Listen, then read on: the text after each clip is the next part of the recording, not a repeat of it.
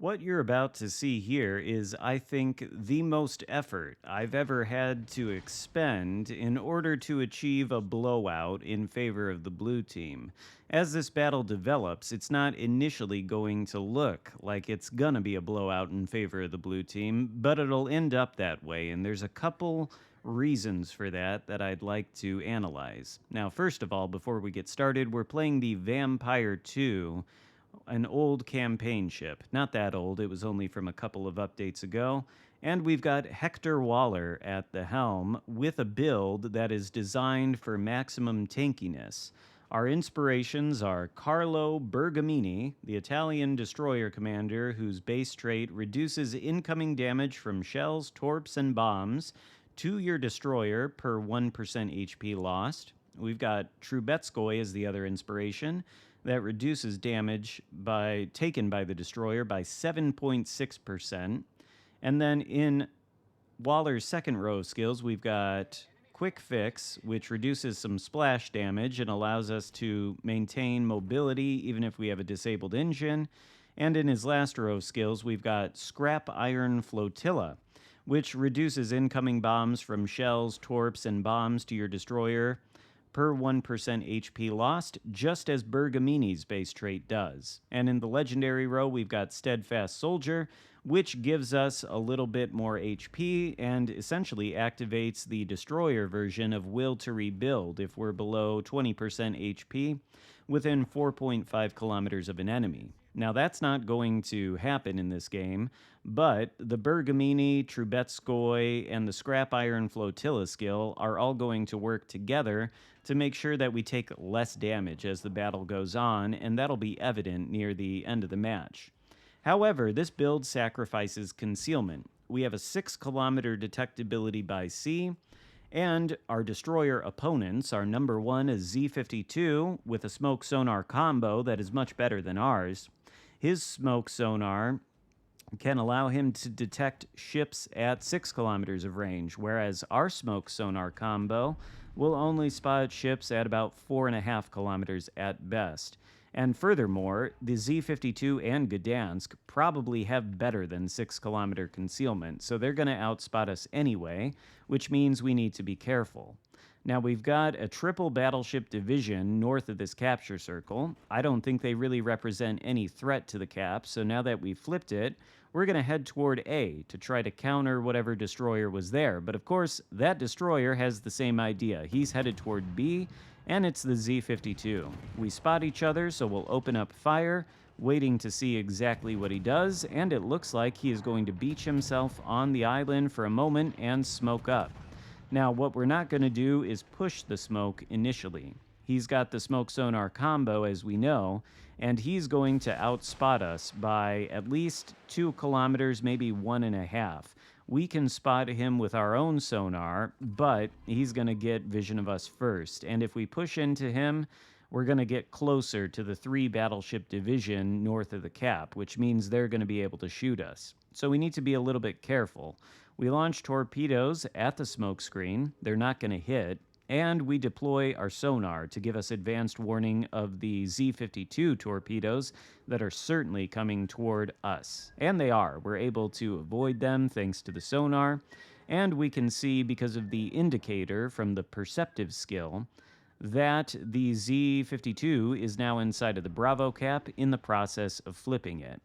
So, because we know we're at a disadvantage with the sonar detect range and with our own concealment, thanks to our build choices, we need to be careful about how we enter this Bravo cap. We're going to turn around and we're going to approach from the south of the cap, headed toward the island to the right-hand side. The reason we're going to do that is because, again, we're pretty sure Z52 outspots us, and if we push far into the cap and get spotted by that guy, well, he does have those 3, maybe even 4 battleships out there who can shoot at us. And we have some battleships of our own behind us, but that's not necessarily a calculation or a risk I'm willing to take. So if we push into the cap and go toward the island, then even if the Z52 does outspot us, which again I'm sure he will, we can duck behind the island and eliminate the possibility that at least 2 of 4 of the ships directly in front of us can actually shoot at us. And we can retreat from the cap and re-enter it at a later time once the situation has reset. We don't need to spend our ship in a fruitless attempt to take this cap. That's not going to help our team. And like I suspected, the Z-52 does outspot us. But again, we're moving toward the island here. So we can just duck behind it as the Z-52 opens fire. You see he had a similar idea. And he's got us caught in the smoke, or not the smoke, but the sonar. There's a lot of players out there who seem to think there's absolutely nothing you can do against sonar of the caliber held by the Z-52, but there is. You can sail out of its effective range, which we're doing now.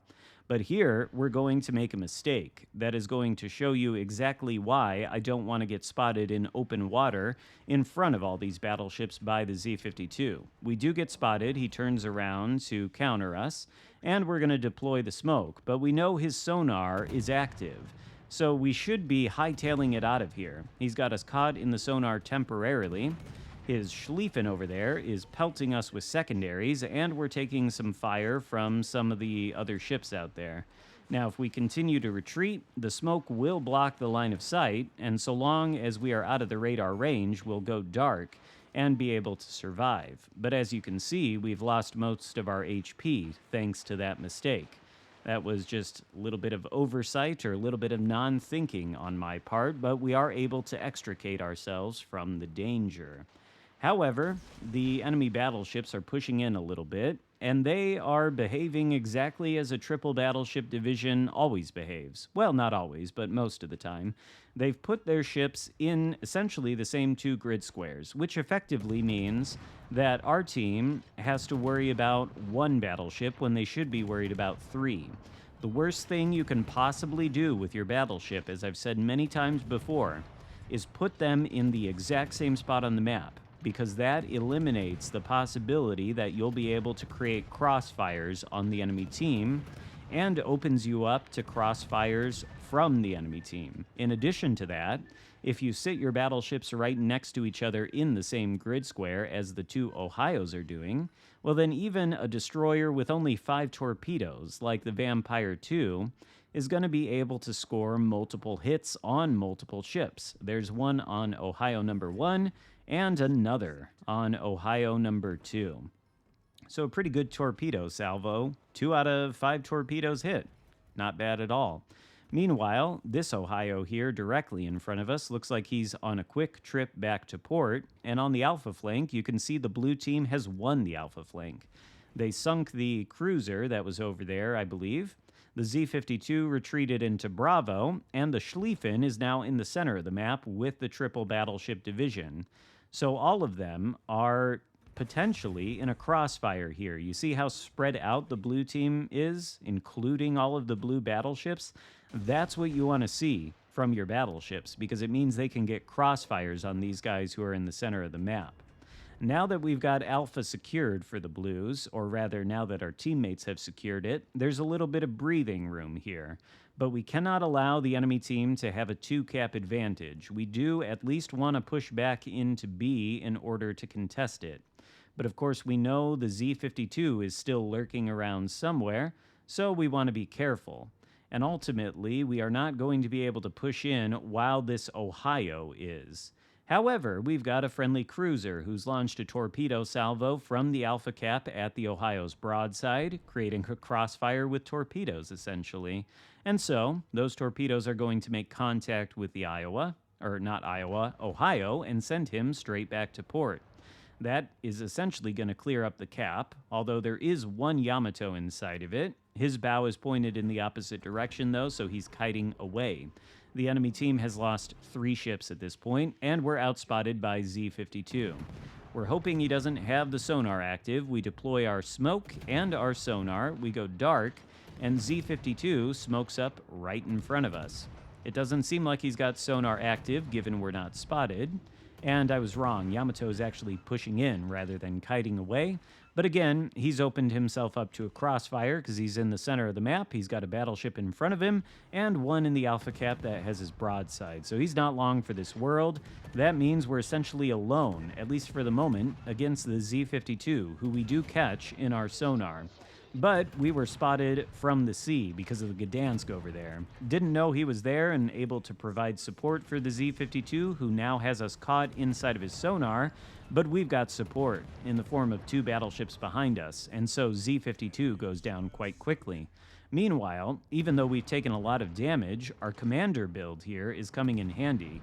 Look at what happens when the Gdansk hits us with some shells. He only does a couple hundred points of damage. You can't see it there, but right there, you see? 400 damage, 300, even 200. I believe those are the commander skills working together to reduce the damage we're taking now that we're on such low HP. Gdansk catches us in radar, but as we retreat and dodge a lot of his incoming fire, along with the tankiness of our commander build, we're able to survive. And just like that, the entire enemy team has essentially been eliminated. We've got torpedoes going for Gdansk. I don't think they're actually going to hit, but Yamato is not long for this world. You see what I mean about how spread out the blue ships are. If he turns to angle against the battleship in Alpha, he's giving broadside to the battleships south of Bravo. And all the time he's being farmed by cruisers. He was farmed a little bit by us. Just not a good idea to put all your battleships in one part of the map, particularly if that part of the map is the center. The battleship with the, I think, best results on the red team is the one over there near the Charlie flank, who did spread out and I think has done a pretty decent job up until this point, but it's too little too late because it's only him, the Preußen, and the Gdansk left. The blue team is now ahead of the enemy team on points for the first time. Well, I say that, and then the Gdansk takes out the Vermont and puts them temporarily ahead. But this cap is essentially uncontested. We'll be able to enter it and take it. And I don't see any way that the red team is going to turn this game around. Thankfully, RNGesus blessed me when I entered this match with a very competent blue team. I like the positioning that the blue team employed in the beginning. I think it contrasts very starkly with the positioning that the red team employed, and that is the reason why the red team has snowballed into a blowout here. Again, I cannot stress the importance that positioning is the #1 thing in World of Warships Legends. If you don't position well, then you can expect to lose. And you want your team to spread out, just as the blue team has. You don't want them to do what the triple battleship division on the red team did. That eliminates the possibility that your capital ships can obtain map control. The purpose of a battleship, as I've said many times before, is to spread out and create crossfires. By doing that, you achieve map control, because ideally it means the enemy ships have to sail past your guns in pursuit of some goal. That could be taking a capture circle, that could be pushing into your teammates. Either way, you want to spread out so you can create those crossfires with your battleships. And of course, you want your destroyers to contest the caps, counter the other enemy destroyers, and play safely. We could have played much more aggressively in this battle and gone down. We could have smashed our heads into the wall of the Z-52 and sunk, because he does have distinct advantages over us. But with careful positioning and with the willingness to retreat and push back in when the situation calls for it, we're able to contribute to this victory and help our team turn this into an awful blowout for the Reds. All that's left is the Gdansk, who is being shot at by literally everybody in range, including me. The only question is, who's going to take him down? Will it be one of our teammates, or will we land a couple of shells and send him back to port ourselves? We do. We eliminate both the Gdansk and the Z-52, in spite of the fact that both of those destroyers have a distinct advantage over us.